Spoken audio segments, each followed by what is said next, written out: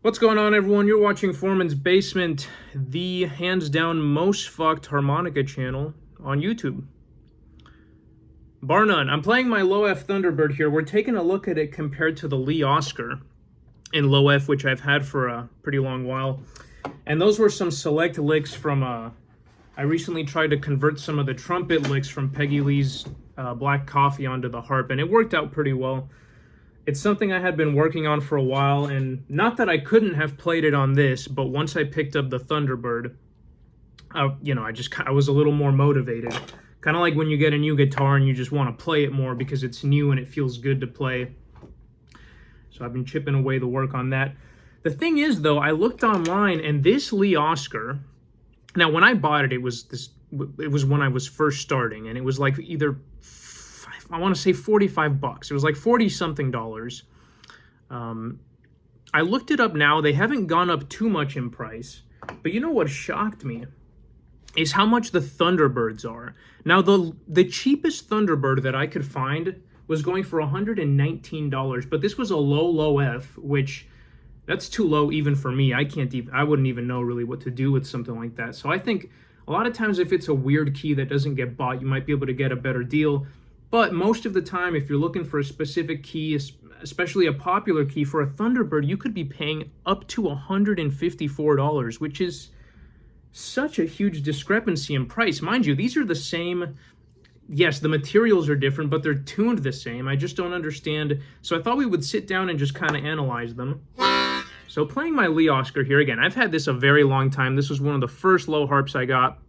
The cover plates are pretty beat up because I used to just carry this in a Ziploc bag with a bunch of other random harps.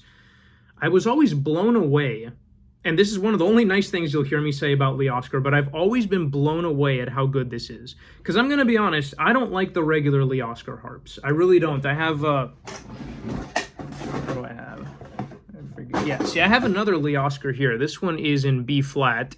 And I bought another one in A, and they were both terrible. Just very airy, no power in the reeds. Most of the time, I really dislike the Lee Oskar harmonicas, to tell you the truth. Lee Oskar, by the way, is made by Tombo. They're from Japan. So it is a Japanese company. Just wanted to mention that. Hohner, of course, being made in Germany. It's funny, I played with an exchange student from Japan, Rintaro, and he came over to my house one time, and he had a bunch of Tombo harps in his guitar case, but they weren't branded Lee Oskar. They were just branded Tombo. I thought that was kind of funny. Now, the design of this is, well, you guys know how I feel about plastic combs, but believe it or not, I don't hate this. It's better than the Special 20. I think these sort of lanyard holes or whatever the hell those are give it a little bit of a cool look. I don't know. I like it. They're pretty comfortable to hold. It's pretty much the same design as a Special 20 as far as the recessed reed plates, plastic comb. Pretty closed up in the back, not a whole lot. I mean, I'm sure you could hammer that open with a soft mallet or something. Not that I'm going to bother with it.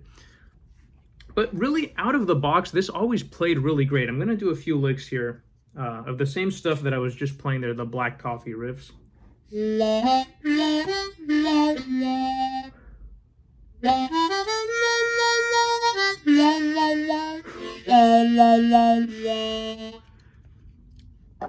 Okay, so right away what I'm noticing, I didn't have any plans for this video, by the way. This is more, I just thought it'd be a cool video to make. And the first thing that I'm going to notice, it's responsive enough, not as much as I'd like it to be, especially compared to the Thunderbird. The Thunderbird is definitely one step above in terms of responsiveness. But also, this is something I talk about, and I never hear anyone else mention this, is the power in the reeds, right? And what do I mean when I say power? When I say there's no power in the reeds, I just mean I'm not feeling the full vibration, you know? Sorry, a bit of a dry throat here. When I'm playing the Thunderbird and I hit the 2-draw bend, That vibration feels so strong and distinct and clear and powerful. When I do the same thing on a Lee Oskar here, let me see if I can do them back and forth really quick. Yeah, there's just no power at all behind that. Again, this is surprisingly playable. This is the only Lee Oskar that I actually do use. Well, I'm not going to use it anymore now that I have this, but the real question here is it worth paying $154 for a Thunderbird? Because I looked up online, and again, this is going for like $54, so they've gone up a little bit in price, but you could practically get 3 Lee Oskars for the price of 1 Thunderbird. That is just crazy to me. I don't. It's kind of like how they charge you so much money for the crossover, the Hohner crossovers. Like, I don't even know. I can't think off the top of my head, but I'm pretty sure it's more expensive than the Deluxe. And to me, in my mind, the crossover and the Deluxe are the same thing. The only difference is the comb and the cover plates. That's it. It's just like a different. It's like the difference between a different type of wood on a guitar. I don't know what to tell you. It's not that big of a difference. I actually kind of prefer the Deluxe, I think, which would be considered the cheaper option. It all comes down to preference. At the end of the day, you guys do have to try it for yourself.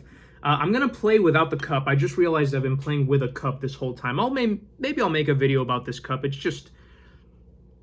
the idea, I guess, is the same as a trumpet mute, because I was trying to, again, imitate a trumpet from that recording that I was telling you guys about. So that's why I'm doing that. Really, all that does is just creating an airtight seal, and then when you let go, it helps you get those powerful wah-wahs.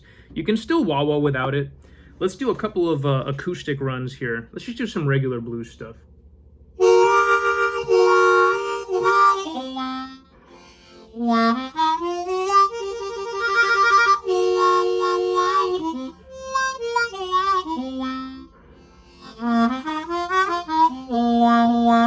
Oh, nice. Very powerful. Good feeling.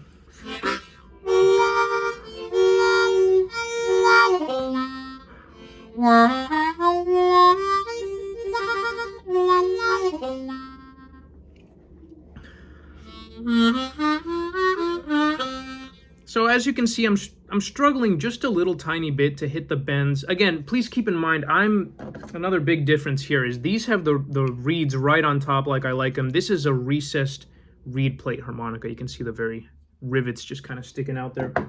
So it's not entirely a perfect or a fair comparison, but I have to say this, and I didn't even think I would say this, but I really almost want to say if you're just starting out and just want to fuck around, just get the low F. Because to tell you the truth, I shouldn't even have bought this. I, for once in my life, sort of came into a little bit of money by accident.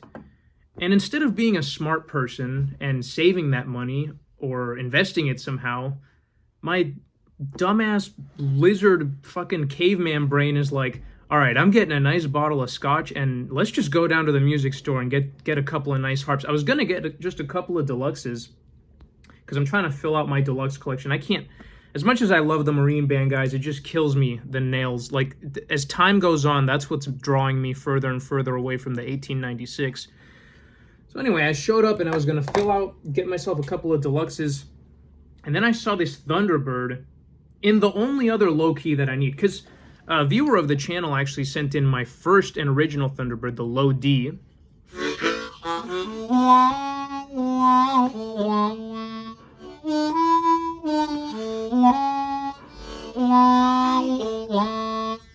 I always tell him, Rand, when I play the Thunderbird, it's just like a relaxing breeze when you're laying down on the grass. I don't know how to explain. It's just a very soothing sound.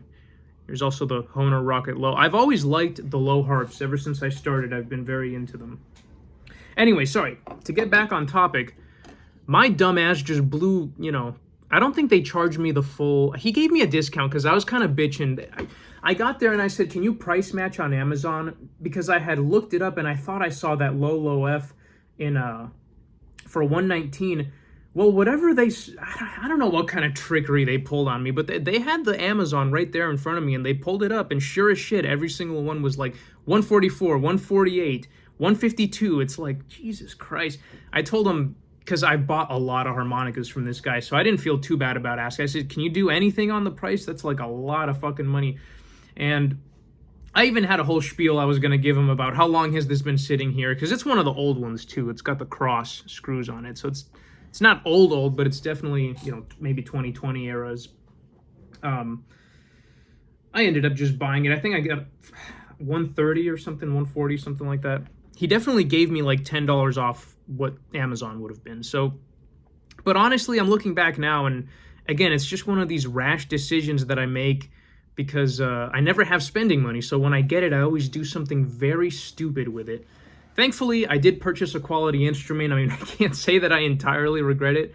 In fact, it's been getting me back into playing. Again, not that I couldn't do the black coffee stuff on the Lee Oskar, but this Lee Oskar was always kind of relegated to tell you the truth, I pull this out at the jams when I don't want to play my regular F, which I've been becoming better friends with. I'm getting to know the F a little bit better these days. Yeah.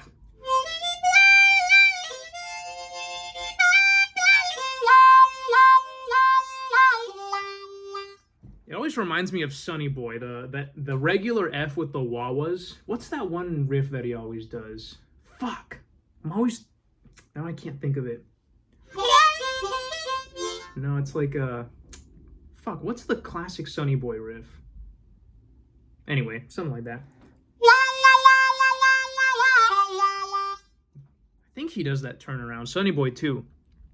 It's unbelievable how little we know about Sonny Boy 2. I bought a book about him, hoping to learn more about this guy that I've heard his music so much. The book was like this thin. I read it in one sitting. It was less than 100 pages. Meanwhile, the Little Walter book is like a comprehensive Bible of like every session and every tale and legend of Little Walter. But it's just so funny how little we know about Sonny Boy. There is one major reveal in the book that I don't think the average person is privy to because I've never heard anyone else mention it. So maybe we'll do a video on that. And as I've mentioned before, Sonny Boy is just as synonymous for his use of the regular high F. Well, this isn't a high F, it's a regular F. But what I mean is he can be associated just as much with the D and F harps as he can with the low harps, you know. Think something like Bye Bye Bird.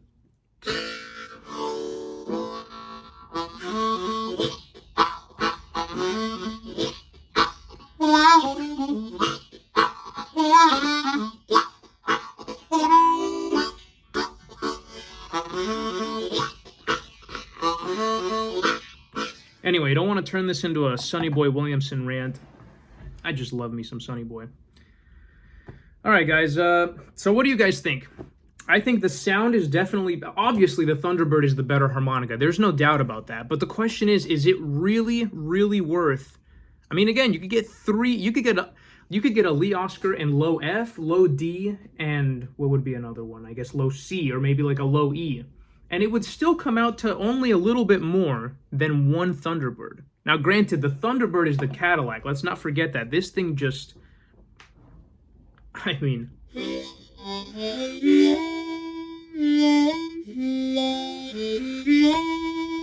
Tone? Anybody?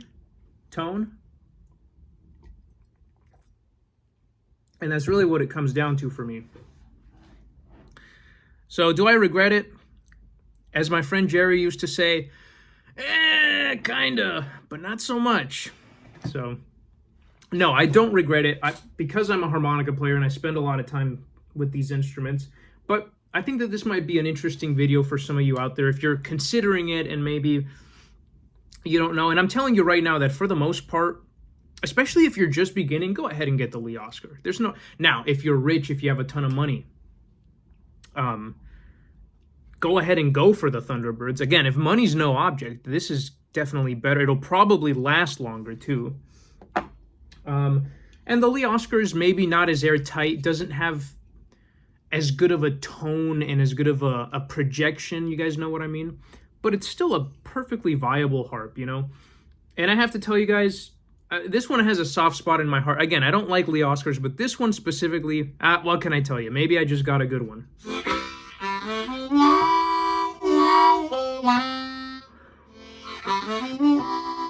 Just, it really does feel a little cheaper, but I mean, it is a little cheaper. It costs 3 times less. Did I do the math right on that? Yeah. These Lee Oskars are cool. I like how they label the second position keys as well. So as a harmonica player, I always appreciate that. And then you compare it to something like the Rocket, you know? The Rocket's kind of that in-between point. I think a Rocket is definitely more expensive than a... I think a Rocket goes for, what, 70, 80 bucks maybe? If a Rocket is any more than 80 bucks, it's not worth it. It's a glorified Special 20. I do apologize, but that is the truth. Not that I have anything against it. This is fine. It's not as good as the Thunderbird, though.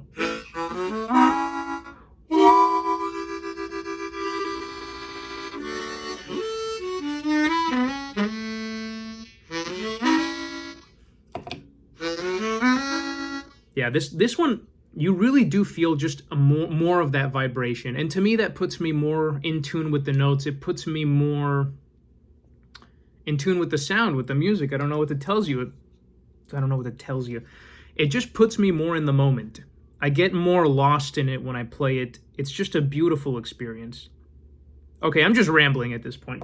So yeah, it's not to say I haven't spent many hours on this guy, but I will be putting him away for now and just playing my Thunderbirds. Thank you guys for watching. Have a happy Thanksgiving. If I don't see you guys until then, it's holiday times, you know, so gotta stay drunk and watch a lot of Christmas movies and hit some of that reefer. That's it. That's all I got, guys. I gotta go.